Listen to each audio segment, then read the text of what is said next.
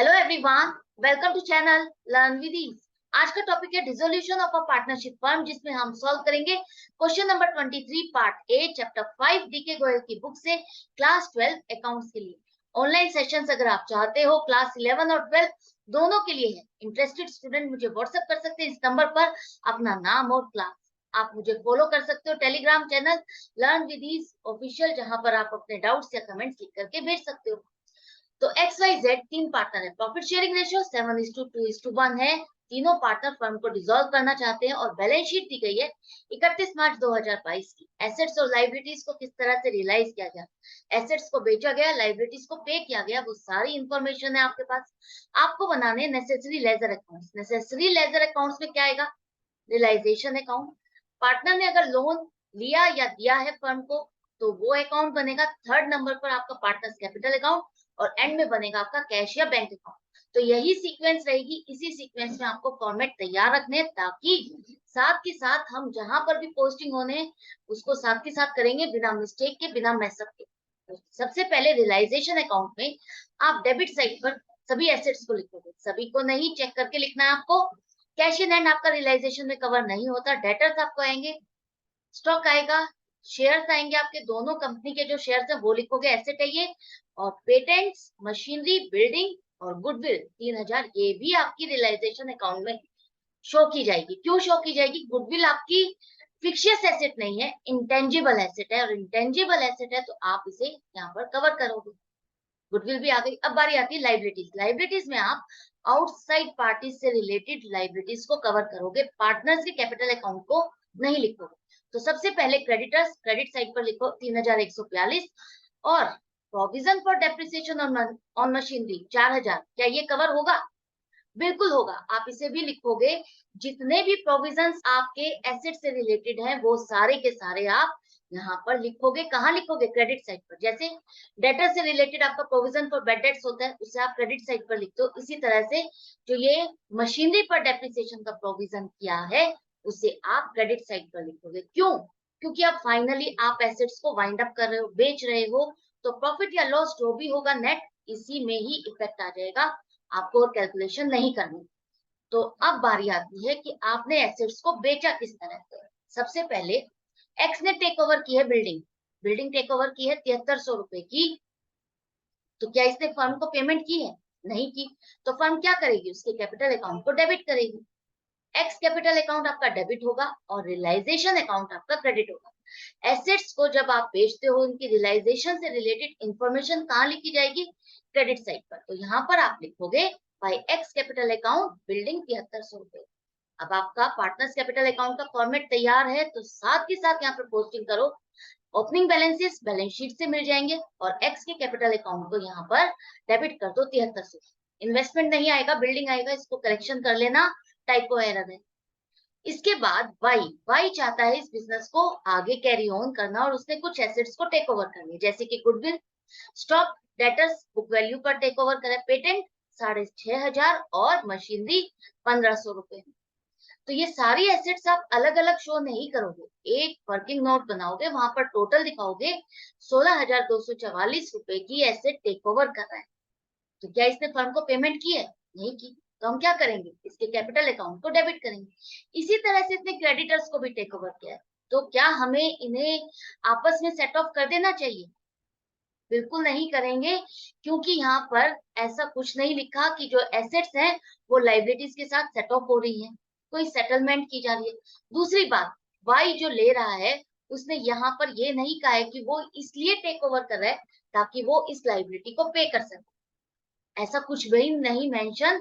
तो हम बाहर की बाहर जो आपका सेटअप होता है एसेट और लाइबिलिटी, वो वाला कॉन्सेप्ट नहीं लगाएंगे। आप एसेट जितने उसने ली है वो सारी की सारी यहाँ पर लिखो by Y's capital account assets 16244, और क्रेडिटर्स भी उसने कितने अमाउंट से लिए हैं लिखा नहीं है। उसने लिखा है कि एग्रीड टू पे द क्रेडिटर्स। इसका मतलब जितने भी क्रेडिटर्स हैं वो सारी की सारी एज इट इज पेमेंट की जाएगी। तो वाई फर्म की लाइबिलिटी को भी टेक ओवर कर रहा है, जिसके लिए फर्म ने बाई को पेमेंट नहीं की।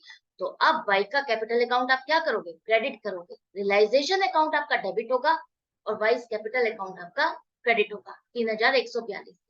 लाइबिलिटी से रिलेटेड जितनी भी रियलाइजेशन पेमेंट से रिलेटेड जो भी एंट्री होगी आप कहाँ लिखोगे, रियलाइजेशन में डेबिट साइड पर। अब वाई के अकाउंट में आपको पोस्टिंग करनी है डेबिट साइड पर भी और क्रेडिट साइड पर भी। एसेट्स जो लिया उसने उसके लिए डेबिट साइड पर, और जो लाइबिलिटी उसने टेक ओवर की है उसके लिए क्रेडिट साइड पर। क्लियर है?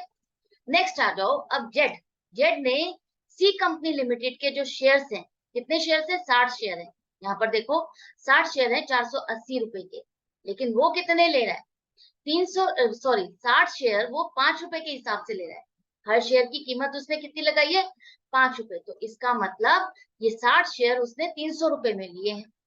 अब ये भी इसने पेमेंट नहीं की, तो हम क्या करेंगे, जेड के कैपिटल अकाउंट को डेबिट करेंगे और रियलाइजेशन अकाउंट को क्रेडिट करेंगे। यहाँ पर इसने भी टेक ओवर किया है, तो इससे पेमेंट नहीं आई, तो इसके अकाउंट को भी आप क्या करोगे, डेबिट करोगे रियलाइजेशन अकाउंट में। यहाँ पर क्रेडिट साइड पर आपने पोस्टिंग कर दी, ये भी हो गया। नेक्स्ट अब आपका आता है बी। बी कंपनी लिमिटेड के कितने शेयर्स हैं, 100 शेयर है, जिसके बारे में लिखा है कि इन तीनों पार्टनर ने अपनी प्रॉफिट शेयरिंग रेशियो में इन तीनों ने डिवाइड कर दिए ये शेयर। तो 100 शेयर को अगर आप डिवाइड करते हो इनकी प्रॉफिट शेयरिंग रेशियो में, तो एक्स को मिलेंगे 70 शेयर, और एक शेयर की कितनी वैल्यू है, अगर 100 शेयर 2000 के हैं तो एक शेयर कितने का हो जाएगा, 20 रुपए का। तो 70 शेयर 20 रुपए के हिसाब से 1400 रुपए एक्स ने, वाई ने 400 रुपए और जेड ने 200 रुपए। इस तरह से इन्होंने जो शेयर है टेक ओवर किए हैं। टेक ओवर किए हैं तो यहीं पर आप लिखोगे रियलाइजेशन में क्रेडिट साइड पर, और इनके अकाउंट में डेबिट साइड पर यहाँ पर पोस्टिंग हो जाएगी। अब ये सारा आपने लिख लिया है, लेकिन खत्म करने से पहले एक बार चेक जरूर कर लो क्या सारी लाइबिलिटीज को आपने पे दिखा दिया है। हाँ, क्रेडिटर्स है मेनली, क्रेडिटर्स की हमने पेमेंट दिखा दी है, और कोई लाइबिलिटी नहीं है।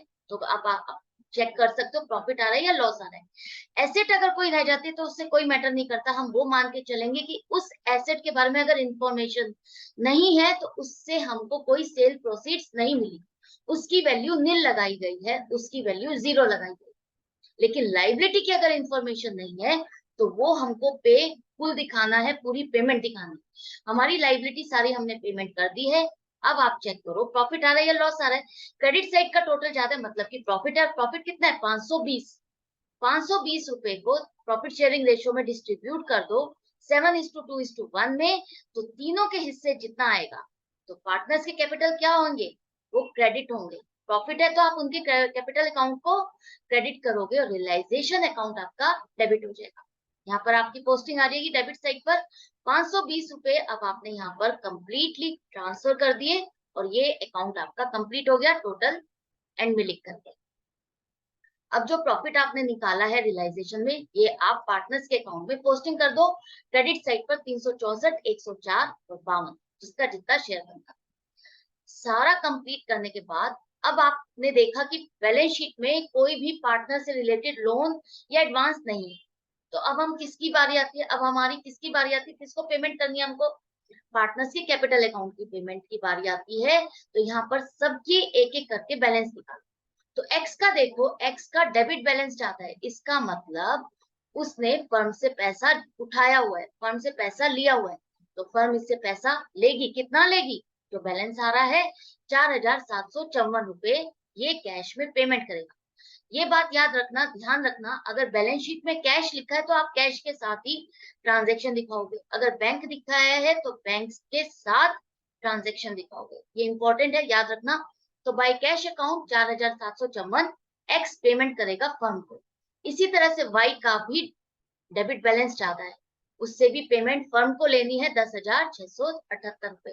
तो ये दोनों तो कैश में पेमेंट करेंगे फर्म को, लेकिन जेड, जेड का क्रेडिट बैलेंस ज्यादा है, जिसको फर्म पेमेंट करेगी कितना, 15,676। अब ये तीनों पार्टनर्स को भी पेमेंट हो गई, सारी लाइबिलिटीज की पेमेंट करने के बाद अब आप आ जाओ कैश अकाउंट में। कैश अकाउंट में ओपनिंग बैलेंस 244 है।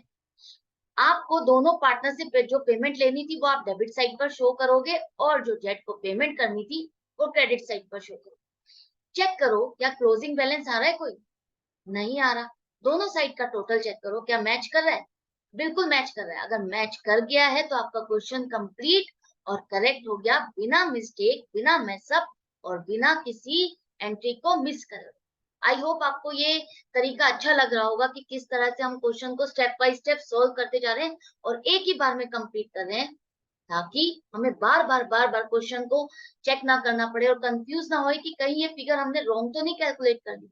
अगर आप एक ही बार में जहां 2 जगह पर पोस्टिंग होनी है एक ही बार में करोगे तो आपको मिस्टेक करने के चांस खत्म हो जाते हैं, आप मिस्टेक करोगे ही नहीं, आपको दोबारा कैलकुलेशन नहीं करनी पड़ेगी, आपका टाइम सेव होगा। एक बार ये मेथड करके देखो और 2-4 बार आप इन क्वेश्चंस को इस तरह से करोगे तो आपकी स्पीड इंक्रीज होगी और आपको हैबिट आ जाएगी। तो मिलती हूँ नेक्स्ट वीडियो में नेक्स्ट क्वेश्चन के साथ। लेकिन आपको क्या करना है, आपको अपनी प्रैक्टिस जारी रखनी है और मेरे साथ बने रहना है। Good bye and take care.